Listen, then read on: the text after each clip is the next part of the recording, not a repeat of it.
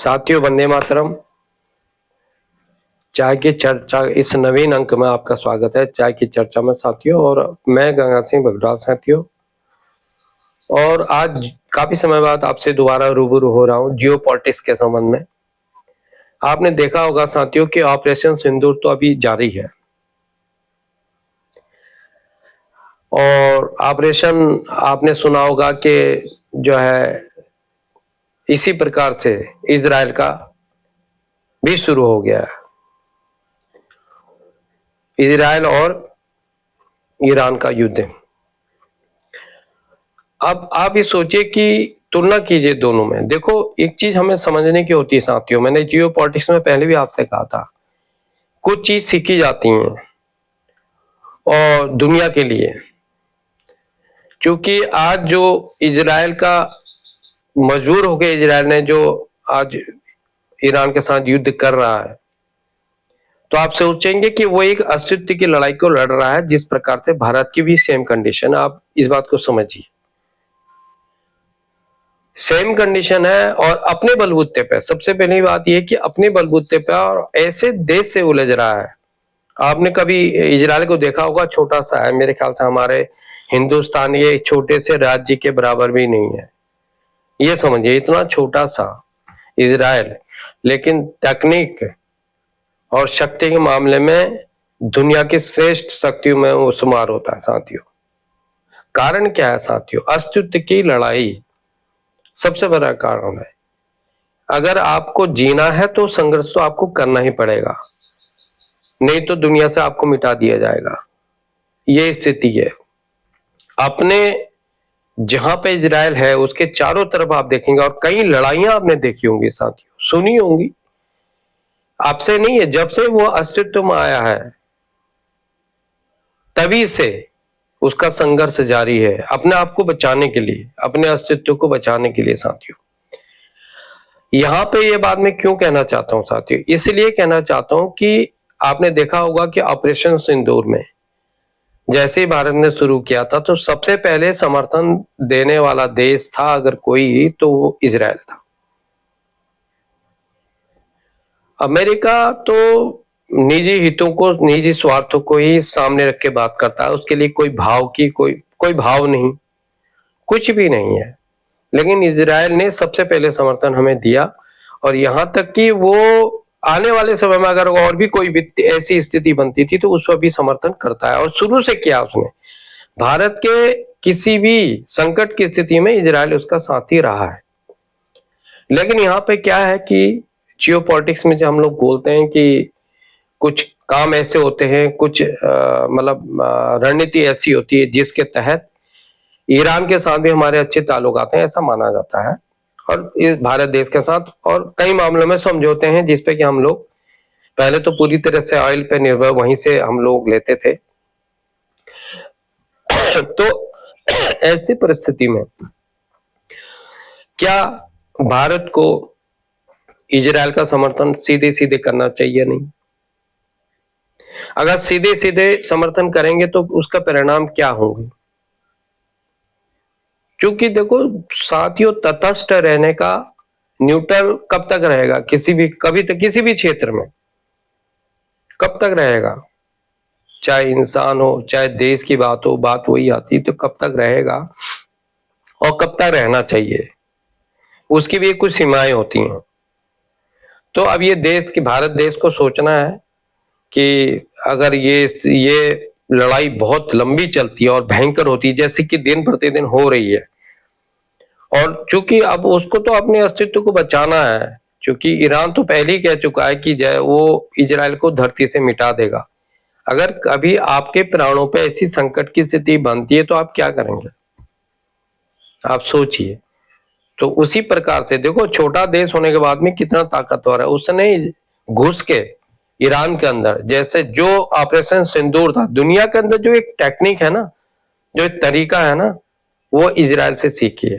और जैसे भारत ने भी सिखाया, दुनिया को दिखाया है, बिना किसी भी रूप में अपना नुकसान ना करते हुए दुश्मन की बखियां उधेड़ देना। उसी प्रकार से इजराइल ने जो ये ऑपरेशन शुरू किया है, उसके बारे में आपकी क्या राय, आप बताइएगा साथियों, पहली बात। दूसरी बात यह कि इजराइल जो उसकी जो खुफिया एजेंसी है मोसाद, उसका अराउंड द वर्ल्ड पूरी दुनिया के अंदर दबदबा है साथियों। कारण क्या है कि ये कहावत है शुरू से, और मैंने कई बुकें पढ़ी हैं मोसाद के बारे में, कुछ जानकारी मैंने ली है। तो अगर हम बात करेंगे तो आने वाले समय में उसके बारे में और बात कर सकते हैं। फिलहाल के लिए यह है कि ये समझ के चले कि मोसाद अगर कोई सीक्रेट प्लान करता है, वो चाहे उसमें दिन लगे, महीने लगे, वर्षों लगे, लेकिन उसको अंजाम देने के बाद ही वो रुकता है। ऐसे कई किस्से हैं, ऐसी कई कहानियां, सच्ची कहानियां हैं जो मोसाद के ने जो है साबित की दुनिया के अंदर। तो मोसाद ने, अब आप यहां अंदाज लगाइए किस प्रकार से मोसाद घुसा हुआ ईरान के अंदर, और ईरान के अंदर किस प्रकार से उसने इस ऑपरेशन को अंजाम दिया, जिसमें कि उसके जितने भी टॉप सैन्य कमांडर्स है सबको ढेर कर दिया। आप सोचिए, जो टॉप वैज्ञानिक थे उनको ढेर कर दिया। भाई, अस्तित्व की लड़ाई का मतलब है कि अगर परमाणु बम बनाते हैं तो सबसे ज्यादा खतरा किसका होगा? इजराइल को होगा। जो बंदा खुलेआम कह रहा है कि ईरान के में इजराइल हमारा पहला दुश्मन है और उसके बाद अमेरिका है। तो भाई आप ये खुद सोचिए कि आप बैल मुझे मार, तो ये कहावत है, तो क्या करेगा आदमी बताइए। तो वही स्थिति इजराइल की है, उसे ठोक रहे हैं। लेकिन अपने आप को बचाव भी करना जरूरी है। भाई, हम लड़ाई तभी जीत सकते हैं या अस्तित्व में तभी रहेंगे जब हम खुद जिंदा रहेंगे। तो उसके लिए भी उसकी टॉप रणनीति है। अब वो तो अलग बात है, समाचारों में ऐसा दिखा, लेकिन उसका जो डिफेंस सिस्टम है सबसे टॉप का है दुनिया के अंदर। और अमेरिका ने भी थर्ड भेजा है उसके अंदर, थर्ड अपना डिफेंस टॉप का भी एक और डिफेंस सिस्टम अमेरिका शीघ्र भेजने वाला, ऐसी सूचनाएं प्राप्त हो रही हैं।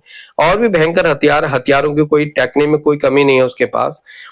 तो अब ये दुनिया को एक सबक है। ये एक छोटा सा मुट्ठी भर देश, कहां ईरान, कहां इजराइल, 10 गुना से भी ज्यादा बड़ा ईरान, लेकिन इस ऑपरेशन को नेतन्याहू जो वहां के प्राइम मिनिस्टर, उनका स्पष्ट है कि इसको एंड ही करना है। मतलब ये है कि आगे के लिए कोई छोड़ना ही नहीं है। रिक्त स्थान कहते हैं ना, रिक्त स्थान की पूर्ति करो, जो हम पढ़ते थे तो उसमें क्या होता था, तो रिक्त स्थान की पूर्ति करनी ही नहीं है।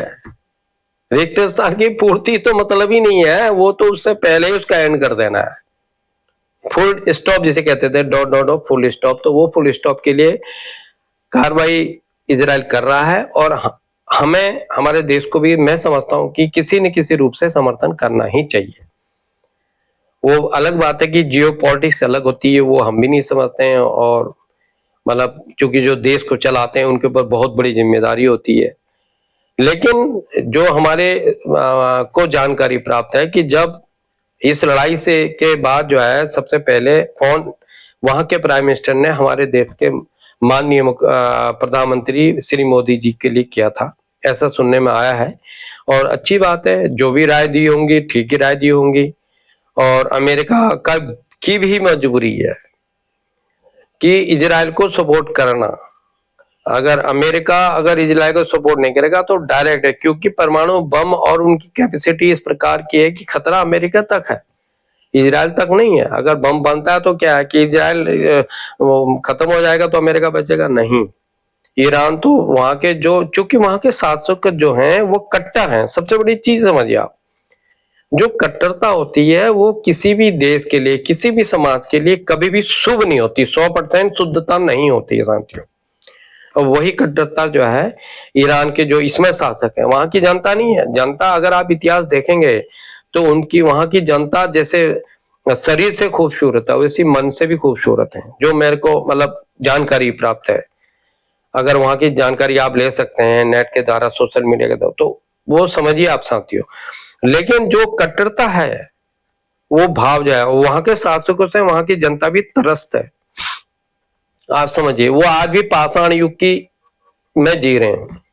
समझिए आप, औरत को साफ गाड़ी नहीं चला सकती, लेडीज ब्यूटिशियन में जा सकती, फैशन डिजाइन में जा सकती, मतलब दुनिया भर के जो पाबंदियां अगर लगा रखी हैं कहीं ने, तो वो आपको ईरान में मिलेंगी।